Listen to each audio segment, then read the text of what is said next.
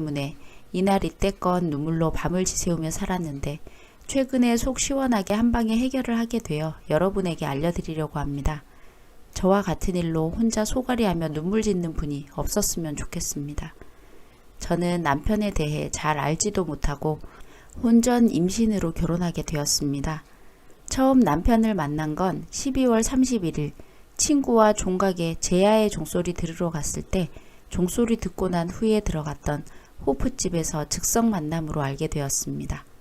그날 우리는 만리장성을 쌓고 지금은 제 키만큼 자라 곰처럼 커다란 덩치로 먹을 걸 찾아 어슬렁거리는 첫 아들이 생겼습니다. 남편이 미운 거지 아들은 아무리 커도 여전히 사랑스럽네요. 저는 외동딸로 자라서 집안 형편이나 사회생활에 큰 어려움 없이 살아왔고 그런 환경이 낙천적이고 긍정적인 성격으로 자리 잡았습니다.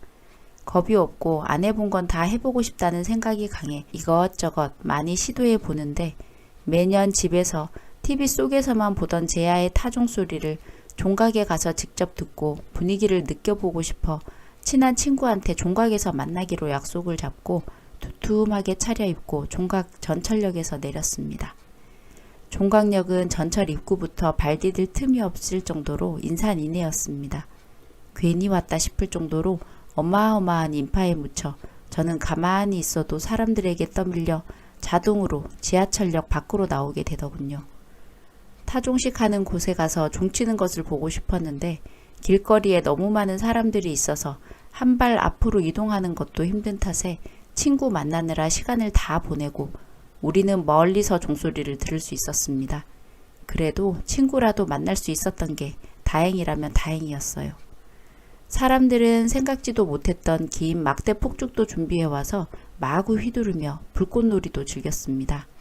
떠들썩하게 새해를 축하하며 술렁이는 분위기에 저도 같이 기분이 들뜨고 현실감이 없어져서 남편을 만났을 때 드라마 같은 운명적인 사랑을 꿈꾸고 동화 같은 감정이 샘솟았나 봅니다. 지금은 남편 얼굴 보기도 싫은데 말입니다. 그때 집에 그냥 돌아왔어야 했는데 지금 생각해도 제 인생에 제일 안타깝고 시간을 되돌리고 싶은 부분입니다.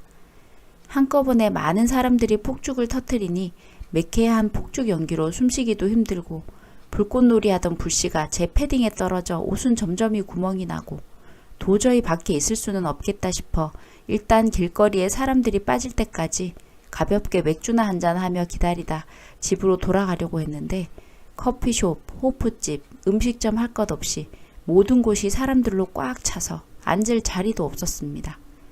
몇 군데 돌아다니다 눈에 보이는 펍으로 들어갔습니다. 거기도 자리가 없다고 해서 체념하고 다른 곳을 찾아보려고 나오려는데 점원이 와서 혹시 합석도 괜찮으시겠냐고 물어보는 겁니다. 어차피 다른 곳에 가도 빈자리가 없을 것이 뻔해 우리는 합석도 괜찮다고 하고 점원이 안내해 주는 곳으로 갔고 그때 남편이 친구와 그곳에 앉아 있었습니다. 남자 2명, 여자 2명이다 보니 우리는 그 즉석 미팅 분위기가 되어 의도치 않게 남녀 파트너가 정해졌고 술자리를 끝내고 저와 남편은 아직도 많은 사람들을 피한다는 이유로 비디오방으로 들어가게 되었습니다. 비디오방은 처음 들어가 봤는데 비디오는 어떤 걸 주문했는지 무슨 내용인지 아직까지도 모르겠네요. 서로에게 흠뻑 빠진 우리는 비디오 상영되는 2시간이 순식간에 지나갈 정도로 서로에게 빠져들었습니다. 그때까지만 해도 어리고 세상 무서운 걸 몰랐던 저는 첫 만남 이후로도 나이 많은 남편이 하자는 대로 이끌러 다녔고 결국엔 아이가 생겼다고 결혼하자는 말을 제 입으로 먼저 했습니다. 그렇게 불행한 결혼 생활은 시작되었습니다. 남편은 저보다 6살이 많은데 임신 때 제 몸 건사하는 것만으로도 힘들어 한 번, 2번 부부 관계를 거부했더니 노래방 도우미는 기본이고 대놓고 안마방, 오피스텔 마사지 참 부지런히 여자를 만나고 다녔습니다. 결혼 초기에는 그것 때문에 많이 싸웠습니다. 그래도 아이가 있으니 그냥 돈 벌어 오는 기계하고 산다 생각하고 그냥 무시하고 살자 했는데 어느 순간 업소에서 만난 여자하고 살림을 차렸더군요. 그런 왼수 같은 남편이라도 집에 안 들어오는 날엔 혹시나 무슨 일이 있나 걱정이 되어 전화를 하면 그 업소녀가 받아 자기야 전화 왔어 하며 남편을 불렀습니다. 이 여자도 웃긴 게 자기가 직접 전화를 안 받을 거면 그냥 전화 받기 전에 남편한테 전화 왔다고 알려주고 전화기만 가져다 주면 되지. 왜 꼭 전화를 받고 나서 남편을 불러대는지 일부러 저 약 올리려고 들으라고 하는 짓이었습니다. 저는 외동딸 고생하는 거 마음 아파하실까 친정에는 얘기도 하지 못하고 버틸 때까지 버텨보자 하고 있었는데 이쯤 되니 남편한테 얘기해도 싸움만 되고 소용이 없어 시댁에 얘기하고 도움을 청해야 되겠다는 생각이 들었습니다. 시아버님은 초등학교 교사로 은퇴하시고 조용한 학자 스타일이세요. 점잖고 은발이 멋있는 분이십니다. 그런 분이 어떻게 어머님 같은 분을 만났는지. 반면에 어머님은 50이 넘은 자식을 아직도 우리 아들 오냐 오냐 하며 망나니로 키운 장본인이십니다. 아버님은 두 손 두 발 다 들고 이제는 어머님하고 남편이 무슨 일을 해도 그냥 헛기침하며 못마땅하다는 듯 눈 감아버리고 마십니다. 남편이 딴살림 차렸다는 제 얘기를 듣고 아버님은 극대노하시며 남편을 당장 불러들이라고 성화인데 어머님 하시는 말씀이 가관이었습니다. 우리 아들이 잘나서 여자가 좋다고 달라붙는 걸 어쩌겠어요. 그런 남편하고 사는 걸 감사하게 생각하고 네가 남편 돌아오게 더 예쁘게 꾸미고 나긋나긋하게 대해야지. 집에서 펑퍼짐하게 퍼져 있다가 남편만 보면 못 잡아먹어 안달인데 어느 남자가 좋아할까. 어머님 같은 여잔데 그렇게 말씀하시면 안 되죠. 하루가 멀다 하고 여자들 만나고 이제는 집에도 안 들어오고 두 집 살림 차렸는데 그것도 다 제 탓인가요? 그럼 두 집 살림 차리는 아범은 오죽해서 그랬겠어. 남자는 여자하기 나름이라고. 나 봐라. 네 아버님 이날 이때껏 나밖에 모르신다. 같은 핀데 아범은 왜 그러겠니? 그렇게 남편 욕하고 다니는 건 네 얼굴에 먹칠하고 다니는 것밖에 안 된다는 걸 알아야지. 남편 돌아오면 조용히 집에서 기다리다가 발도 씻겨주고 어깨도 주물러주고 해봐라. 시간 지나면 알아서 정리하고 돌아오지. 그 짧은 시간도 못 참아서 파르르 시댁에 쫓아와서는 버르장머리 없이. 전 제 귀를 의심했네요. 시어머니가 평소에 아들 바보라는 건 익히 알고 있었지만 이 정도일 줄이야. 그래, 이혼이다. 이건 같이 사는 내가 미친년이다 생각이 들어 아무 소리 없이 인사도 하지 않고 짐을 챙겨 나오는데 아버님은 집에 데려다 주겠다며 저를 따라 나오셨습니다. 엘리베이터에서 조용히 앞만 쳐다보시던 아버님이 한마디 하셨습니다. 애미야, 미안하다. 다 내 잘못이다. 저는 그 한마디에 그만 참았던 눈물이 터져 나왔습니다. 지하 주차장에 도착한 뒤 아버님 차에 타고 나서도 제가 계속 울고만 있자 아버님이 휴지를 건네주시며 저 여편네 버릇을 진작에 고쳤어야 하는데 자식까지 망치는 걸 보고만 있었구나. 너한테 면목이 없다. 내가 어디 가서 지금이라도 바람을 피우고 두 집 살림을 해야 저 여편네가 정신을 차리려는가. 아휴. 그 말을 들으니 아버님 말씀대로 아버님이 바람 피우고 어머니가 저처럼 그대로 당해봤으면 좋겠다는 생각은 들더군요. 하지만 그럴 확률이 얼마나 되겠습니까? 그런 쪽으로는 영 담쌓고 사시는 분인데. 저는 집으로 돌아와서 앞으로 이혼하고 어떻게 살아야 하나 고민을 하며 틈만 나면 나도 모르게 내 신세가 처량의 눈물바람이었습니다. 전업주부로 지낸 지 10여 년으로 집에서 살림하고 애만 키웠으니 경력은 단절되고 혼자 직장 구해서 돈 벌며 애 둘을 키워야 한다고 생각하니 마음은 진작에 이놈의 집구석 다 박살내고 이혼하고 싶지만 현실의 벽은 높았습니다. 애들을 두고 나 혼자만 나가면 몸이야 편하겠지만 계모 밑에서 시어머니 같이 물상식한 사람 밑에서 아이들이 불안정하게 자라고 있다고 생각하면 도저히 버리고 갈 수가 없었던 저는 그저 시간만 보내고 있었습니다. 그러던 중에 친구 나영이에게 전화가 왔습니다. 이 기집애야, 너는 결혼이 무슨 무덤이니? 죽은 줄 알았다. 연락도 한번 안 하고. 지도 연락 안 해놓고는. 잘 지냈니? 오랜만이네. 보고 싶다 친구. 보고 싶으면 보면 되지. 나 지금 강남역이야. 일 있어서 나왔다가 너네 집 여기 근처라고 했잖아. 잠깐 들릴까? 가까워. 잘 됐네. 주소 카톡으로 넣어줄게. 조심히 와. 기다리고 있을게. 골드미스인 나영이는 나이가 차도록 연애만 즐기고 있었습니다. 친구 중에 제일 세련되고 이태리 유학 갔다 온 예술가 기질이 가득하고 자연분방한 나연이년. 네가 제일 부럽다. 집안에 들어서는데 커리어 우먼의 포스가 쫙 느껴지니 멋있어서 나도 모르게 이런 말이 튀어나갔습니다. 왜? 보자마자 솔로한테 염장질인데? 하길래 저는 친구에게 털어놓기 창피하기도 했지만 남편 바람난 얘기, 시어머니 막말, 시아버지가 오죽하면 나한테 본인이 바람을 피던지 해야지 원 이런 말까지 하셨다며 모조리 쏟아냈습니다. 미친년, 그냥 위자료나 잔뜩 받아내고 이혼해. 다른 남자 만나 새 출발하지. 왜 구질구질하게 그딴 놈한테 당하고 살아? 사람이 변하는 줄 아니? 라고 얘기하는데 그게 말이 쉽지. 애 둘 있는 집순이 아줌마여 봐라. 얘기하고 싶지만 어휴, 얘기한다고 네가 내 마음을 알 리가 있겠느냐. 수다 좀 떨다 집을 쭉 둘러보던 나영이는 가족 사진을 보더니 너희 아버님 결혼식 때 찍은 사진 그대로시니? 박제해 놓으신 것 같이 그대로야. 워낙 청정구역이시잖아. 자기 관리 잘하시고 정정하셔.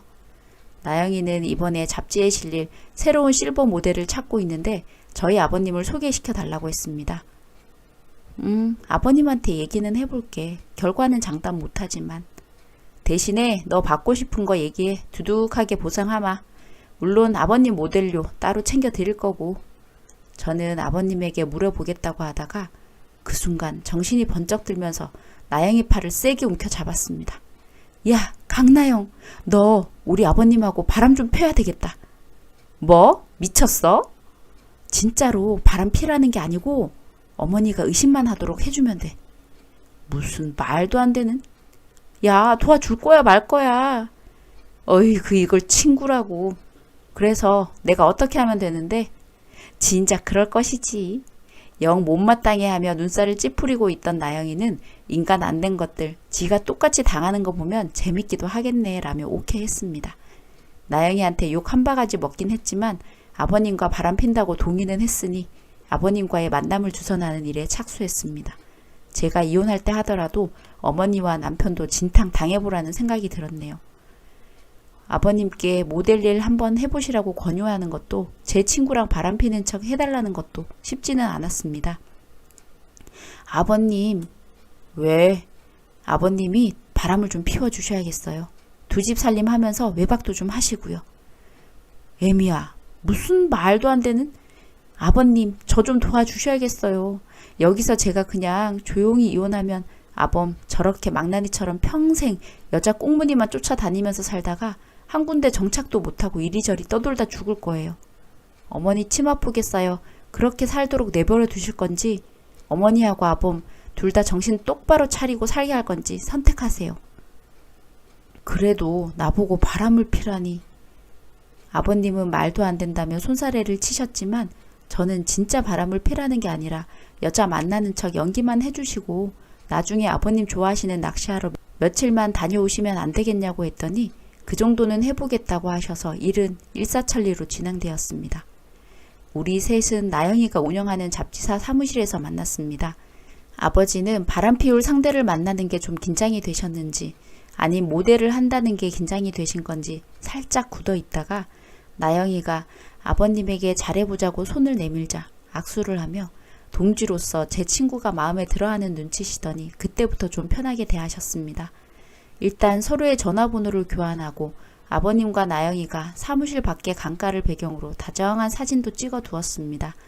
저랑 셋이서도 한 장 찍고 같이 일할 스텝도 인사시키며 단체 사진도 같이 찍었습니다.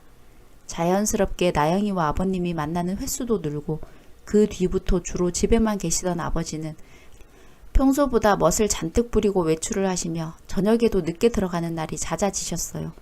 지금 실버 세대를 겨냥해서 나온 제품들이나 광고주들이 신선한 얼굴을 찾고 있다며 아버님은 나영이의 소개로 여기저기 바쁘게 오디션도 보시고 촬영도 하셨습니다. 어머니는 처음에는 일이 있나 보다 하시다가 나중에는 아버님이 핸드폰도 보안 설정을 해두고 전화 오면 안 받고 끊는다던가 몰래 나가서 받고 들어오고 하니 점점 아버님을 의심하기 시작했습니다. 어머님은 설마 하다가 아버님 핸드폰에 있는 나영이와 아버님이 같이 찍은 사진을 보고는 당신 바람 피우는 거 아니냐, 이 여자 누구냐 하시며 아버님에게 너 죽고 나 죽자 난리를 치고 결국엔 자리에 들어 누우셨습니다. 아버님은 아니라는데 무슨 여편네가 이리 사납냐고 더 이상은 같이 못 살겠다 하면서 어머님께 가타부타 말도 없이 집을 나가선 평소에 자주 가셨던 낚시터로 향하셨죠. 며칠 동안 외박을 해서 어머님에게 바람피는 냄새를 풍기기 위한 쐐기를 받기 위해서였습니다.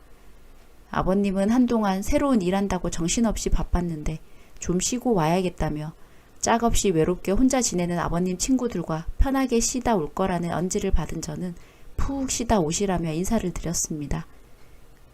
아버님께 연락을 받은 저는 며느리 된 도리로서 위로차 어머님을 방문했습니다. 저는 어머님에게 걱정하듯 물었습니다. 어머님 어떻게 하실 거예요? 이대로 아버님 돌아오실 때까지 기다리시겠어요? 머리 싸매고 누워있던 어머니는 벌떡 일어나며 들어오긴 어딜 들어와? 성을 내더니 다시 팩 하고 돌아 누웠습니다. 저는 어떤 여자인지 아냐고 슬며시 물어보며 알아야 그년을 떼어놓을 거 아니냐고 제가 경험이 많아 도와드리겠다고 하자 어머니는 저한테 하셨던 말씀이 있어서인지 됐다고 당신이 다 알아서 할 거라면서 수선 떨지 말고 집에 가서 아범 밥이나 제대로 차려주라고 했습니다. 그러면서도 생각할수록 화가 나는지 이놈의 영감탱이가 지금 며칠째 집에도 안 들어오고 그년 집에 같이 있는 것 같은데 이제는 아주 둘이서 살림을 차린 것 같다며 분통을 터뜨리시는 걸 보니 기가 막혔습니다. 며느리한테는 잘난 남편 두 집 살림은 기본이니 조용히 집에서 남편 기다리다 집에 돌아오면 발이나 닦아주라더니 당신이 당하니 복장이 터지긴 하나 보네요. 어머니가 알아누우시니 남편도 걱정이 되어 불이 나게 시댁에 드나들며 어머니 옆에서 같이 바람 피운 년 어쩌고 저쩌고 하며 욕을 하는 것 같았습니다. 둘이서 욕하다 저 있을 때는 입 꾹 다물고 있고 그래도 양심은 있나 보다 했습니다. 원래 제가 세운 계획은 여기까지였습니다. 이제 낚시 가셨던 아버님이 집에 돌아오셔서 며칠 동안 친구들과 낚시를 다녀온 곳이고 모델 일 쑥스러워 말 못했다 하시면 끝나는 일이었습니다. 저는 어머니와 남편이 우습게 여기던 바람 때문에 저런 꼴이 된 것만 해도 속이 시원했습니다. 그런데 본인이 다 알아서 할 것 신경 끌하던 시어머니가 이렇게 빠르게 대형 사고를 치며 움직이실 줄은 몰랐네요. 제가 이만하면 복수는 성공했다 생각하며 자축할 때 어머니는 그 며칠이 생지옥이었나 봅니다. 싸우고 나간 남편이 며칠째 전화도 안 받고 집에도 들어오지 않자 어머니는 급기야 아버님이 흘리신 나영이의 명함을 가지고 나영이네 사무실로 쳐들어갔습니다. 어머니는 사무실 문을 열고 강나영이 누구야? 를 외친 뒤 사무실을 아주 쑥대밭으로 만들고 제가 강나영인데 무슨 일이시죠? 라며 나영이가 나타나자마자 찰지게 싸대기를 날리고 머리채 잡고 흔들어 대는데 나영이는 자기 성격 같아서는 쌍싸대기를 때리고 같이 머리채 잡고 싶었지만 꾹 참고 욕하는 거 때리는 거 다 맞았다고 합니다. 그렇게 한참 생쇼를 하다가 조금 진정이 되고 회의실로 가서 마주 앉았는데 어머니는 아직도 화가 풀리지 않아 나영이를 눈이 찢어지도록 째려보며 옆에서 말리는 직원에게 이 나쁜 년이 내 남편하고 바람이 나서 정신 차리게 해준 거라며 너 내가 소송하고 상간녀라고 소문내서 회사도 못 다니게 해줄 거라며 고래고래 소리를 지르는데 나영이는 본인 성격 꾹 참고 나는 할머니 남편이 누군지도 모른다. 내가 바람핀다는 증거 있냐고 했더니 어머니가 아버님과 나영이가 사무실에서 찍은 사진과 명함을 내밀었다고 합니다. 그리고 우리 남편 지금 니년 집에 있는 거 다 안다며 나영이에게 내 남편 돌려달라고 생떼를 쓰셨다고 합니다. 어머니 사무실 도착해서 난리치기 시작할 때 나영이는 저한테 빨리 와서 해결하라고 연락을 해왔습니다. 제가 사무실에 도착하니 남편이 먼저 도착해 어머니를 대신해 나영이한테 욕을 하며 멀쩡한 년이 할 짓이 없어서 바람을 펴? 우리 어머니 이렇게 만들어 놓고 네가 멀쩡하게 잘 살 수 있을 것 같아? 어디 하늘 무서운 줄 모르고? 하며 악담을 퍼붓고 있었습니다. 적반하장도 유분수지 똥 묻은 개가 겨 묻은 개 나무랜다고. 나영아. 제가 회의실 문을 열고 들어가면 나영이 이름을 부르며 아는 체를 하자 어머니와 남편은 저와 나영이를 번갈아 쳐다보며 왜 네가 여기서 나와? 쟤들이 무슨 관계인가? 생각하는 눈치였습니다. 저는 어머님과 남편에게 나영이는 제 오랜 친구이며 실버 모델을 찾고 있다가 우리 집에서 아버님 사진을 본 걸 계기로 아버님을 모델로 촬영을 하고 싶어 해서 제가 소개시켜 준 뒤로 사무실에서 일하느라 자주 만났다고 얘기했습니다. 어머님이 보신 사진은 사무실에서 스태프들도 모두 같이 있을 때 제가 기념으로 찍어드린 사진이라며 그때 아버님, 저, 나영이 셋이 찍은 사진과 사무실 직원들과 찍은 사진도 같이 보여드렸습니다.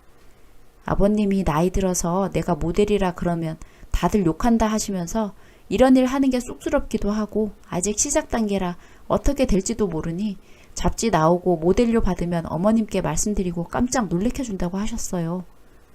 아버님은 낚시터에서 친구분들하고 쉬고 계신데 무슨 일이냐고 했더니 어머님하고 남편은 말도 안 되는 소리 하지 말라는 표정이었다가 나영이가 발행한 잡지에 실린 아버님을 보고는 아, 큰 실수했구나. 슬슬 분위기 파악이 되는 눈치였습니다. 정말 그때 그 표정은 잊을 수가 없습니다. 가만히 당하고 있던 나영이는 그때부터 반격을 시작했습니다. 친구고 뭐고 다 필요 없고 명예훼손과 모욕죄, 영업방해, 기물파손, 폭행으로 어머니와 남편을 고소하겠다고 하였습니다. 아버님도 집에 돌아오셔서 이혼하자고 엄포를 놓으셨습니다. 나 못 믿고 자기 일터에 가서 그렇게 말도 안 되는 짓거리를 벌인 건 못 찾는다고 하였습니다. 어머니는 나영이에게도 아버님에게도 미안하다고 손이 발이 되도록 빌며 고소를 취하해 달라고 빌고 절대 이혼은 못한다고 버텼습니다. 그 상간녀 찾아가서 혼쭐을 내주자고 어머님을 부추기고 어머님을 모시고 가 나영이에게 같이 패악을 부렸던 남편도 같이 어머님 옆에서 무릎 꿇고 아버님에게 빌었는데 제가 그 광경을 놓칠 수 없지요.